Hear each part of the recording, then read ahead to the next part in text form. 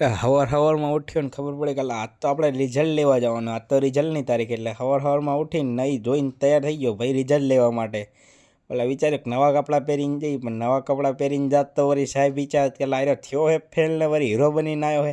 આપણો ચેતક લઈને નીકળી પડ્યા સ્કૂલ સાઈડ જતા વિચાર આવ્યો કે એટલે આપણા રિઝલ્ટ તો આપણને આપશે નહીં અમે વાલી વગર, ને વાલી લઈ જવાય એમ હે નહીં, કારણ કે આપણે દાદર કંઈ માર્યા હે નહીં. આપણે આપણા ભાઈને ફોન કરી નાખ્યો કે ભાઈ આપણે રિઝલ્ટ લેવાનું હોય પહોંચી જાજે. એક્ટિવા લઈને ભાઈ પહોંચી ગયો તાત્કાલિક.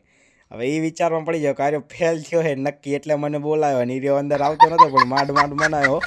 હવે મને બીક લાગતી હતી, પણ આપણે જીગર કરીને કાંઠા થઈને અંદર જતા રહ્યા.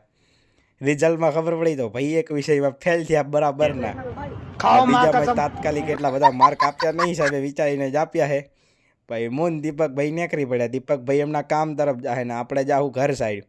દીપકભાઈને રેસ લગાવવાની ચૂલ ઉપડી હતી. મેં કીધું આપણે ઘટીને દેતા છીએ નહીં. મેં દીપકભાઈએ હરખી રેસ લગાવી આવતા ટાઈમે.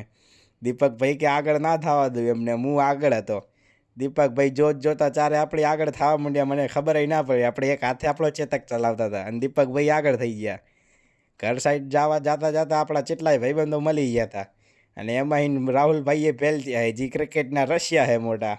એમણે કંઈ દાદર માર્યું નહીં પરીક્ષામાં, પણ એ નપાસ થયા.